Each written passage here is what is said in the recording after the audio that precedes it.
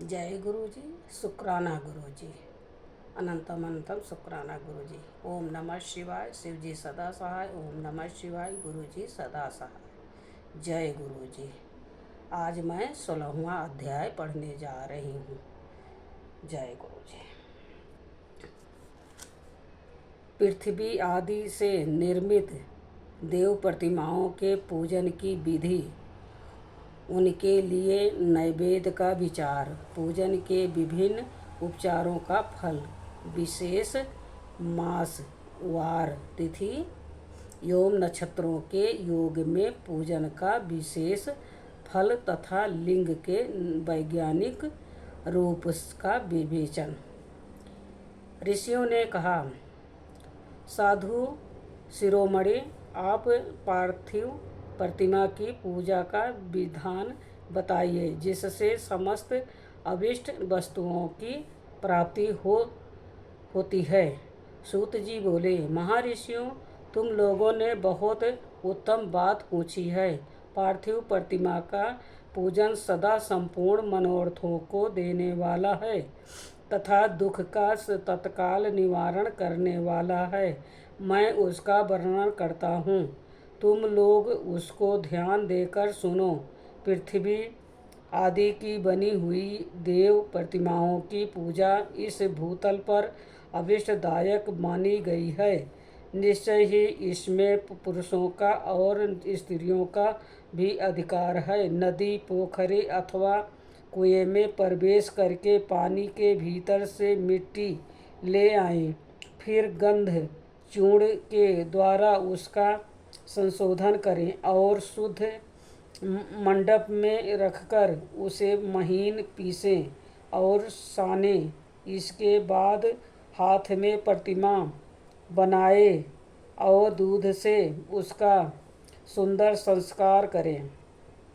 उस प्रतिमा में अंग प्रत्यंग अच्छी तरह प्रकट हुए हो तथा वह सब प्रकार के अस्त्र शस्त्र में से संपन्न बनाई गई हो। तदंतर उसे पद्मासन पर स्थापित करके आदरपूर्वक उसका पूजन करें। गणेश, सूर्य, विष्णु, दुर्गा और शिव की प्रतिमा का, शिव का एवं शिवलिंग का द्विज को सदा पूजन करना चाहिए।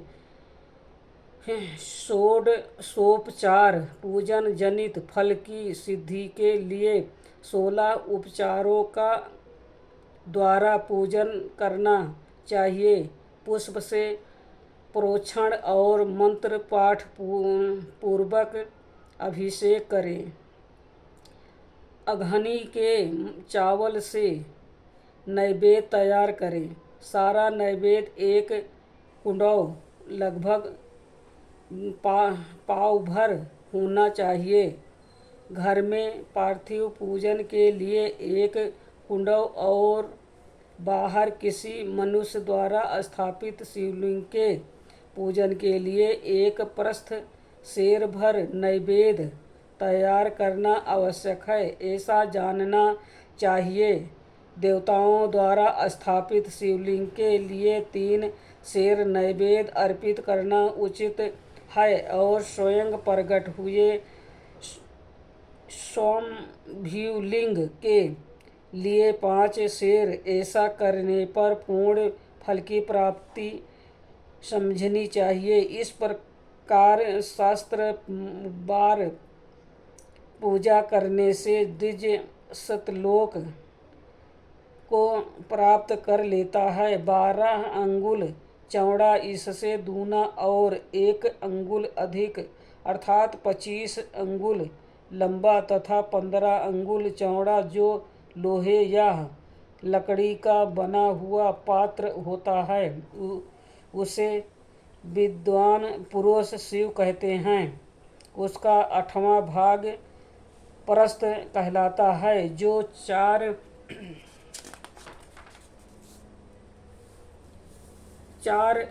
कुंडों के बराबर माना गया है। मनुष्य द्वारा स्थापित शिवलिंग के लिए 10 प्रस्थ ऋषियों द्वारा स्थापित शिवलिंग के लिए 100 प्रस्थ और स्वयंभू शिवलिंग के लिए 1 सहस्त्र प्रथम नैवेद्य निवेदन किया जाए तथा जल, तैल आदि योम गंध द्रव्यों की भी यथा योग मात्रा रखी जाए तो यह उन शिवलिंगों की महापूजा बताई जाती है।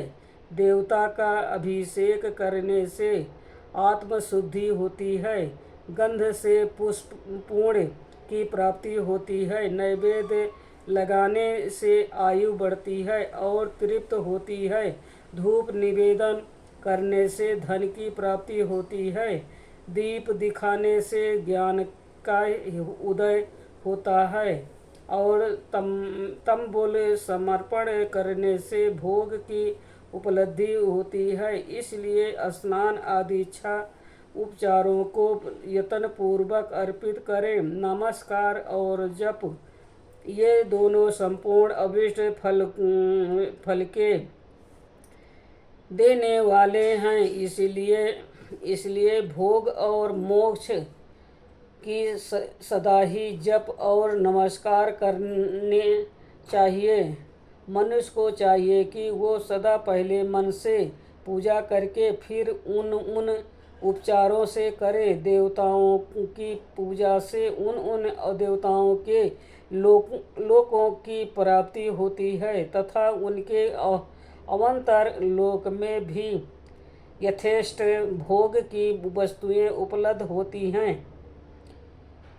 अब मैं देव पूजा से प्राप्त होने वाले विशेष फलों का वर्णन करता हूँ। द्विजो, तुम लोग श्रद्धापूर्वक सुनो। विघ्नराज गणेश की पूजा से भूलोक में उत्तम अभिष्ट वस्तु की प्राप्ति होती है। शुक्रवार को श्रवण और भद्र पद्मासों के शुक्ल पक्ष की चतुर्थी को और पौष मास में शतभिषा नक्षत्र के आने पर विधि पूर्वक गणेश जी की पूजा करनी चाहिए। 100 या सहस्त्र दिनों में 100 या सहस्त्र बार पूजा करें। देवता और अग्नि में श्रद्धा रखते हुए किया जाने वाला उनका नित्य पूजन मनुष्यों को पुत्र एवं अभिष्ट वस्तु प्रदान करता है। वह समस्त पापों का समन तथा भिन्न भिन्न दुष्कर्मों का विनाश करने वाला है। विभिन्न वारों में की हुई शिव आदि की पूजा को आत्मशुद्धि प्रदान करने वाली समझना चाहिए। वार या दिन, तिथि, नक्षत्र और योगों का आधार है, समस्त कामनाओं को देने वाला है, उसमें वृद्धि और क्षय नहीं होता, इसलिए उसे पूर्ण ब्रह्म स्वरूप मानना चाहिए। सूर्य उदय काल से लेकर सूर्योदय काल आने तक एक वार की स्थिति मानी गई है, जो ब्राह्मण आदि सभी वर्णों के कर्मों का उद्धार है। विहित तिथि के पूर्व भाग में की हुई देव पूजा मनुष्यों को पूर्ण भोग प्रदान करने वाली होती है।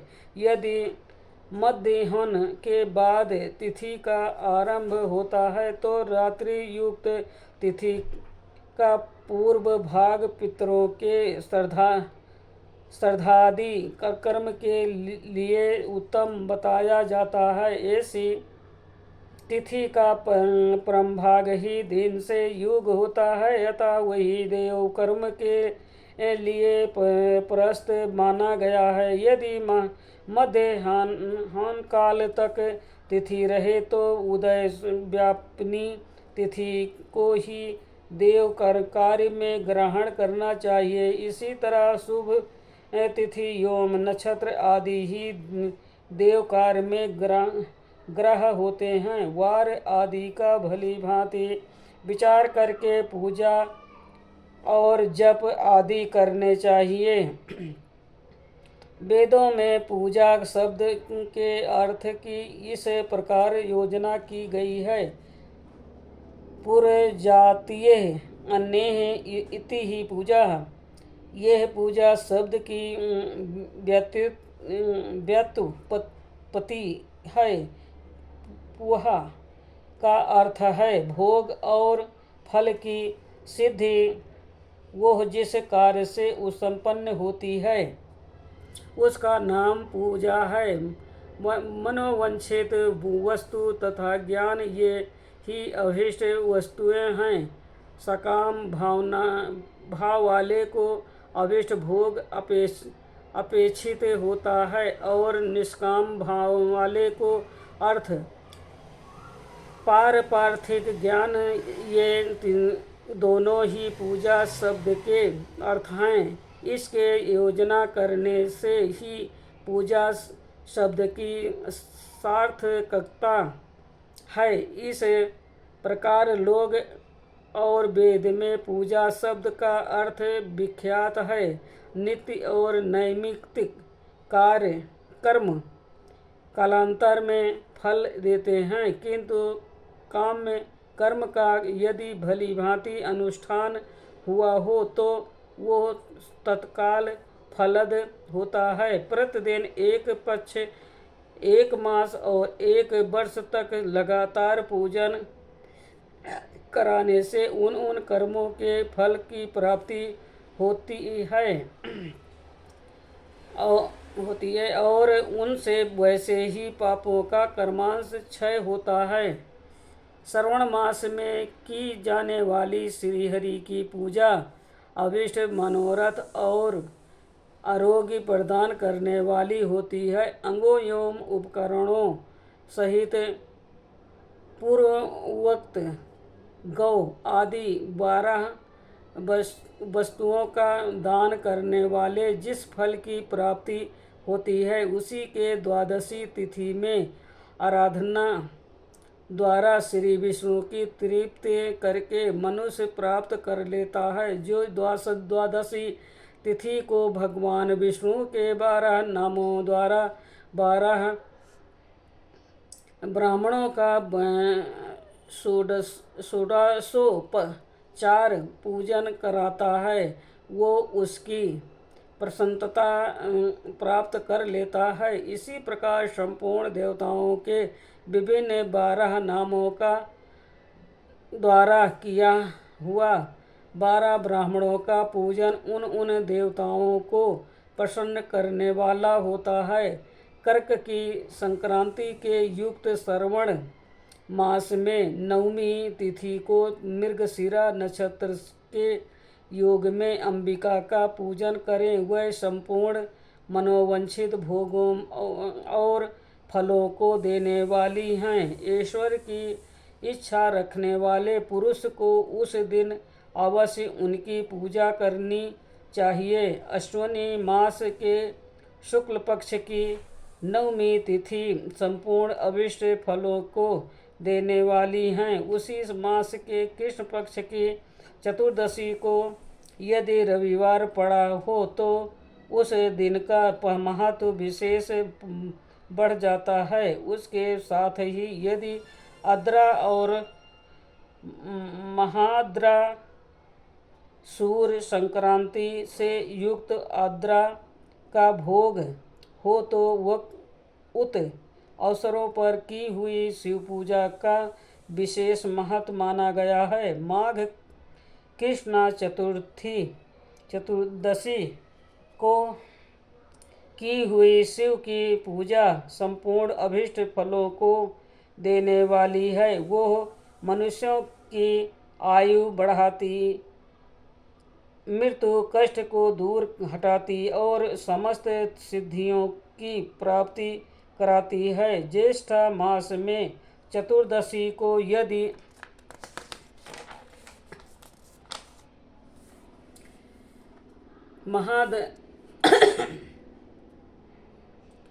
महाद्रा महाद्रा का योग हो अथवा मार्गशीर्ष मास हो। किसी भी तिथि को यदि आर्द्रा नक्षत्र हो तो उस अवसर पर विभिन्न वस्तुओं की बनी हुई मूर्ति के रूप में शिव की जो 16 उपचारों से पूजा करता है, उस पूर्ण आत्मा के चरणों का दर्शन करना चाहिए। भगवान शिव की पूजा मनुष्य को भोग और मोक्ष देने वाली है, ऐसा जानना चाहिए। कार्तिक मास में प्रत्येक वार और तिथि आदि में महादेव की पूजा का विशेष महत्व है। कार्तिक मास आने पर विद्वान पुरुष दान, तप, होम, जप और नियम आदि के द्वारा समस्त देवताओं का षोडशोपचारों से पूजन करें। उस पूजन में देव प्रतिमा, ब्राह्मण तथा मंत्रों का उपयोग आवश्यक है। ब्राह्मणों को भोजन कराने से भी वह पूजन कर्म संपन्न होता है। पूजक को चाहिए कि वह कामनाओं को त्याग कर पीड़ा रहित शांत हो देवराधन में तत्पर रहें। कार्तिक मास में देवताओं का यजन पूजन, समस्त भोगों को देने वाला, व्याधियों को हर लेने वाला तथा भूतों और ग्रहों का विनाश करने वाला है। कार्तिक मास के रविवारों को भगवान सूर्य की पूजा करने और तेल तथा सूती वस्त्र देने से मनुष्यों के कोढ़ आदि रोगों का नाश होता है। हरे काली मिर्च, वस्त्र और खीरा आदि का दान और ब्राह्मणों की प्रतिष्ठा करने से क्षय के रोग का नाश होता है। दीप और सरसों के दान से मिर्गी का रोग मिट जाता है। कृत्तिका नक्षत्र से युक्त सोमवार को किया हुआ शिव जी का पूजन मनुष्यों के महान दरिद्र को मिटाने वाला और संपूर्ण संपत्तियों को देने वाला है।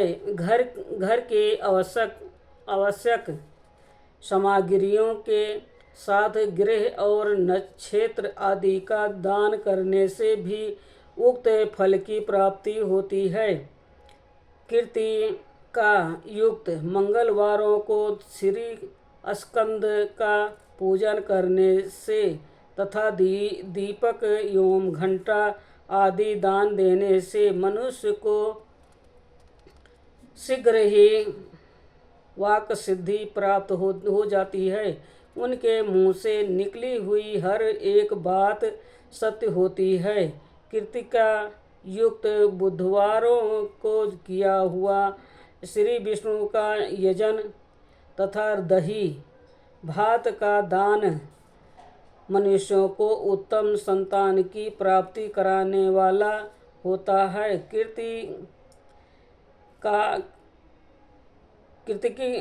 कृत्तिका युक्त गुरुवारों को धन से ब्रह्मा जी का पूजन तथा मधु, सोना और घी का दान करने से मनुष्यों के भोग वैभव की वृद्धि होती है। कृत्तिका युक्त शुक्रवारों को गजानन गणेश जी की पूजा करने से तथा गंध और पुष्प एवं अन्न का दान कर देने से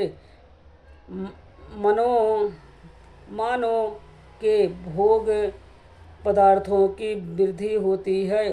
उस दिन सोना चांदी आदि का दान करने से बंध्या को भी उत्तम पुत्र की प्राप्ति होती है। कृतिका युक्त शनिवारों को दिक्पालों की वंदना दिग्गजों, नागों और सेतुपालों का पूजन, त्रिनेत्रधारी रुद्र, पापहारी विष्णु तथा ज्ञानदाता ब्रह्मा का आराधना और धन्वंतरी एवं दोनों अश्विनी कुमारों का पूजन करने से रोग दुर्मृत्यु एवं अकाल मृत्यु का निवारण होता है तथा तात्कालिक व्याधियों की शांति हो जाती है। नमक, लोहा, तेल और उड़द आदि का तिरकट्टू, सौंठ, पीपल और गोल मिर्च, फल, गंध और जल आदि का तथा घृत आदि द्रव्य पदार्थों का और स्वर्ण, मोती आदि कठोर वस्तुओं का भी दान देने से स्वर्गलोक की प्राप्ति होती है। इनमें से नमक आदि का मान कम से कम 1 परस्त शेर होना चाहिए और स्वर्ण आदि का मान कम से कम 1 पल। धन की संक्रांति से युक्त पौष मास में उसह काल में शिव आदि समस्त देवताओं का पूजन क्रमांश समस्त सिद्धियों की प्राप्ति कराने वाला होता है। इस पूजन में अगहनी के चावल से तैयार किए गए अभिष्ट का नैवेद्य उत्तम बताया जाता है। पौष मास में नाना प्रकार के अन्न का नैवेद्य विशेष महत्व रखता है। मार्गशीर्ष मास में केवल अन्न का दान करने वाले मनुष्य को ही संपूर्ण अभिष्ट फलों की प्राप्ति हो जाती है। मार्गशीर्ष मास में अन्न का दान करने वाले मनुष्य के सारे पाप नष्ट हो जाते हैं। वो अभिष्ट सिद्धि, आरोग्य, धर्म, वेद का सम्यक ज्ञान, उत्तम अनुष्ठान का फल, यह लोक और परलोक में महान भोग, अंत में सनातन योग, मोक्ष तथा वेदांत ज्ञान की सिद्धि प्राप्त कर लेता है। जो भोग की इच्छा रखने वाला है वह मनुष्य मार्गशीर्ष मास आने पर कम से कम 3 दिन भी उषा काल में अवश्य देवताओं का पूजन करें और पौष मास को पूजन से खाली न जाने दें। उस काल से लेकर संगो काल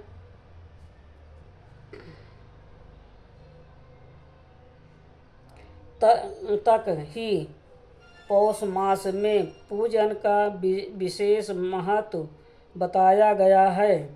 पौष मास में पूरे महीने भर जितेंद्रिय और निराहार रहकर द्विज प्रातः काल से मध्याह्न काल तक वेद माता गायत्री का जप करें। तत्पश्चात रात को सोने के समय तक पंचाक्षर आदि मंत्रों का जाप करें। ऐसा करने वाला ब्राह्मण ज्ञान पाकर शरीर छूटने के बाद मोक्ष प्राप्त कर लेता है। जितेंद्र नर नारियों को त्रिकाल स्नान और पंचाक्षर मंत्र के ही निरंतर जप से विशुद्ध ज्ञान प्राप्त हो जाता है। इष्ट मंत्रों का सदा जप करने से बड़े से बड़े पापों का भी नाश हो जाता है। सारा चराचर जगत बिंदुओं नाद स्वरूप हैं। बिंदु शक्ति है और नाद शिव। इस तरह ये जगत शिव शक्ति स्वरूप ही है।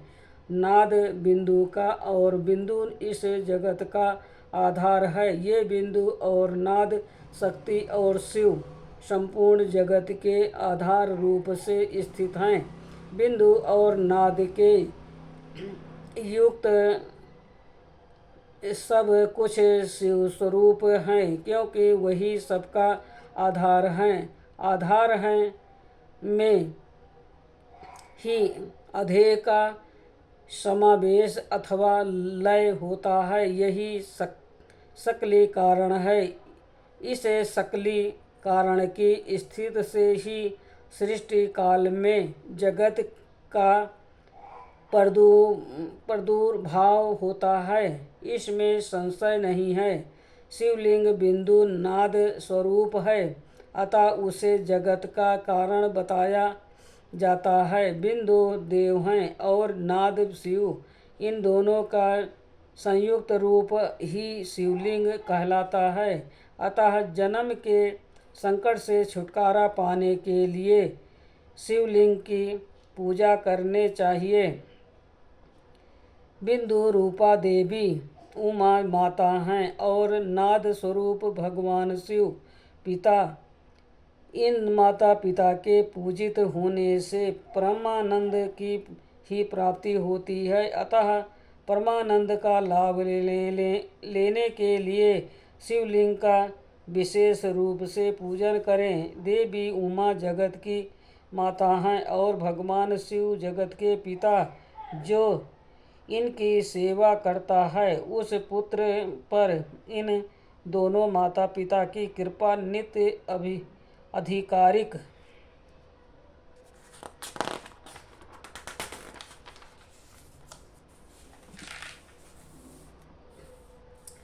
बढ़ती रहती है। वह पूजक पर कृपा करके उसे अपना अंतरिक्त ऐश्वर्य प्रदान करते हैं। अतः मुनीश्वरों आंतरिक आनंद की प्राप्ति के लिए शिवलिंग को माता पिता का स्वरूप मानकर उसकी पूजा करनी चाहिए। वर्ग शिव पुरुष रूप हैं और भर्गा शिव शिवा अथवा शक्ति प्राकृतिक कहलाती हैं। अव्यक्त आंतरिक अधिष्ठान रूप गर्भ को पुरुष कहते हैं और सुव्यक्त अंतरिक्त अधिष्ठान भूत गर्भ को प्राकृतिक पुरुष आदि गर्भ हैं।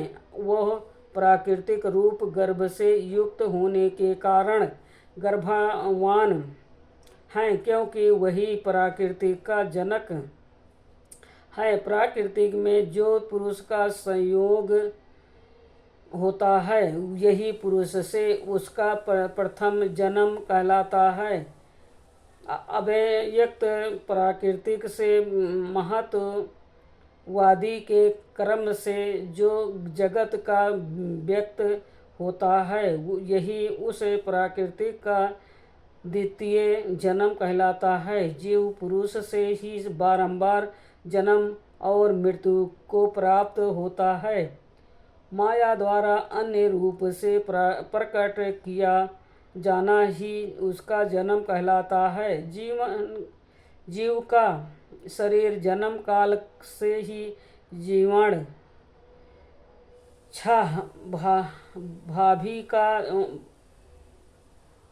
भाभिकारों से युक्त होने लगता है, इसीलिए उसे जीव संज्ञा दी गई है। जो जन्म लेता और विविध पांचों द्वारा तनाव बंधन में पड़ता है उसका नाम जीव है। जन्म और बंधन जीव शब्द अर्थ ही। अतः जन्म मृत्यु रूपी बंधन की निवृत्ति के लिए जन्म के अधिष्ठान भूत मातृ पितृ स्वरूप शिवलिंग का पूजन करने चाहिए।